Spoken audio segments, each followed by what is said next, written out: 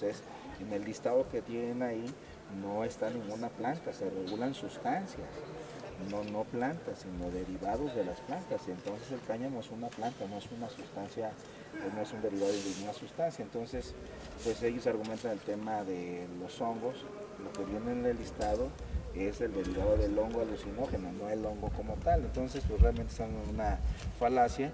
No entiendo la razón por lo que lo quieran regular y por supuesto pues se nos hace muy extraño el tema. Esperemos pues de que haya el consenso para poder sacar este tema adelante. ¿Lo podrán disolver? Pues yo espero que el día de esta noche nos sirva para reflexionarlo y creo que podría ser un buen avance. Mi argumento es diferente, por ejemplo yo no tengo el argumento médico, porque obviamente no lo soy, pero tengo el argumento jurídico, es decir, en este país tenemos una gran cantidad de muertos por combate al narcotráfico que no se está dando en otros países. ¿Y por qué el tema del narcotráfico y los muertos es importante? Por una sola razón, México no produce cocaína, eso la traen de Colombia y de Sudamérica, y no produce pseudoefedrina, eso se trae de Asia. Controlando los puertos y el ingreso de las sustancias al país puedes controlar parte del narcotráfico, pero hay dos plantas que sí producen, que te pueden producir este tipo de psicotrópicos, marihuana y amapola. Y marihuana en un 80% contra el 20% de amapola. Si regulamos el uso de la marihuana, entonces podrías bajar el índice de muertos que tienes por ir a destruir cultivos y por distribuir marihuana o por poseer marihuana. Entonces realmente creo que sí podríamos impactar de manera positiva en uno de los temas más delicados, que es el combate al narcotráfico. De lo contrario, pues seguiríamos en una dinámica donde aquí nos ponen los muertos, aquí nos ponen las armas, en Estados Unidos, en muchos estados ya es legal, inclusive hay una discusión muy importante en el mes de noviembre con las votaciones presidenciales. California y Arizona, que son los principales consumidores de la marihuana que se envía de aquí para allá, lo van a hacer legal su uso lúdico. En este momento el uso médico ya existe, y si eso lo aprueban esos dos estados, la mayor parte de la marihuana se va a quedar en nuestro país con un grave problema para los jóvenes. Entonces sí creo que pudiéramos generarles una alternativa para resolver el tema. Y en el cáñamo, para los aquellos campesinos que hoy producen marihuana, que se la tienen que vender a los narcotraficantes para medio sobrevivir, porque no hay otra cosa que cultivar, pueden cultivar cáñamo, que es una de las variedades de la cannabis, que baja en THC, y por supuesto pueden vendérselo a cualquiera de las industrias, desde la ropa hasta la alimenticia. ¿Están pidiendo que se quite del estado cáñamo? Exacto, que salga de las sustancias psicotrópicas. Que decir la redacción? Nomás que lo quiten, con eso es suficiente. Ahora, puede haber una redacción que diga que se considerará estupefaciente cuando tenga más del 1% de THC. Por debajo del 1% pues no se considerará como estupefaciente, por lo tanto puedes generar todos los derivados, desde ropa, correas, materiales hasta alimentos. Oiga, senador, ¿qué sucedió el día de la votación en la 3 de 3 que usted no estuvo aquí? El día de la votación de la 3, sí, ya me han preguntado ese tema, es algo muy sencillo. Miren, nosotros aprobamos 5 leyes, vamos a aprobar 2 mañana, para crear todo un sistema nacional anticorrupción. Son más de 1000 artículos y creo que se ha centrado la discusión en el artículo 29.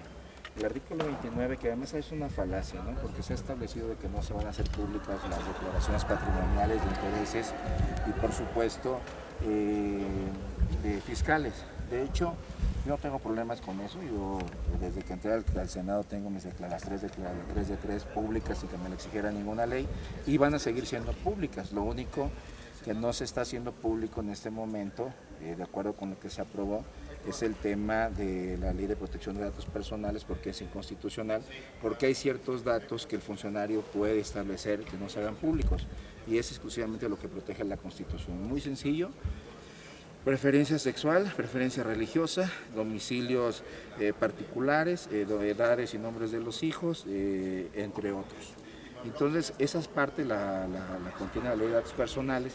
Yo coincido con la redacción que se hizo, y se pidió que se hiciera algo por arriba de eso, con lo cual yo no estoy de acuerdo. No estoy de acuerdo con el planteamiento que se hizo por parte del Partido de Acción Nacional.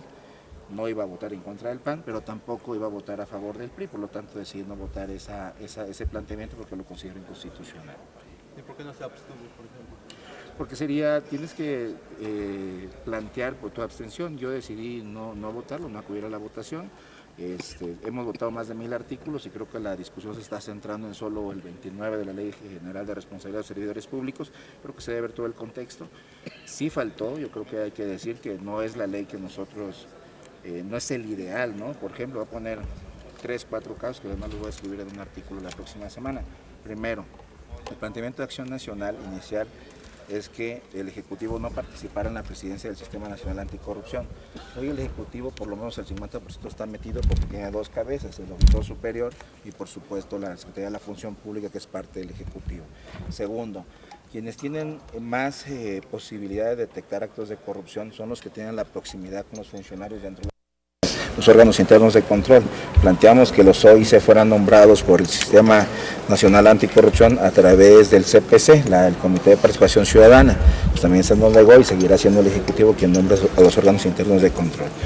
¿Qué otra cosa no logramos? Y digo, por eso es deficiente, que todo el mundo puede denunciar los actos de corrupción, pero se planteó un programa de protección de testigos para que una persona que vaya a denunciar un acto de corrupción en alguna dependencia pues pueda ser protegida. Tampoco se aprobó. Y tampoco el tema de los denunciantes, tampoco el tema del indulto y tampoco el tema de la prescripción. Yo sigo sosteniendo que los delitos contra el Estado, incluyendo los de corrupción, no deben de prescribir. Ahora le damos 7 años a un funcionario para que no lo descubran. Después de 7 años, por supuesto, se puede ir a su casa y decir lo que robó. En fin, creo que si se revisa en términos generales, la reforma es buena, es decir, es un gran avance respecto a lo que tenemos. Respecto a los puntos en los que nosotros teníamos algunas controversias, pues muchos de ellos no se lograron y sobre todo el que a mí más me interesaba era el tema de quién encabezaría el Sistema Nacional Anticorrupción. Yo sigo sosteniendo que debió haber sido solamente el Auditor Superior de la Federación. Y en el tema de las declaraciones patrimoniales creo que también hay bastante desconocimiento. No se trata de quedarnos con el formato que planteó al final, hay que decirlo, los promoventes de la reforma, que además yo la firmé, déjenme decirle. Ellos al final agregaron un formato que querían que así fuera. La alternativa que venía en la primera propuesta era que fuera el Comité de Participación Ciudadana que elaborara ese formato y ese formato fuera aprobado por quienes encabezan el Sistema Nacional Anticorrupción. Nosotros aceptamos eso, porque además ese Comité de Participación Ciudadana iba a venir de la sociedad, aprobado por el Senado y con los filtros que iban a poner los propios promoventes a través del círculo de intelectuales. Entonces, pues yo entiendo que van a hacer un buen documento y que ese documento tendrá que hacerse público, por lo menos en lo patrimonial, fiscal y de intereses. En el resto de los datos personales, pues tendrían que acogerse a lo que dice la Constitución y eso es lo que dice la reforma absolutamente, por lo cual en términos generales estoy a favor, particularmente en esa redacción sigo sosteniendo mi posición y por eso fue la razón que no la voté. Pero entonces usted, digamos, está de acuerdo finalmente con la redacción del artículo 29 que sí se aprobó.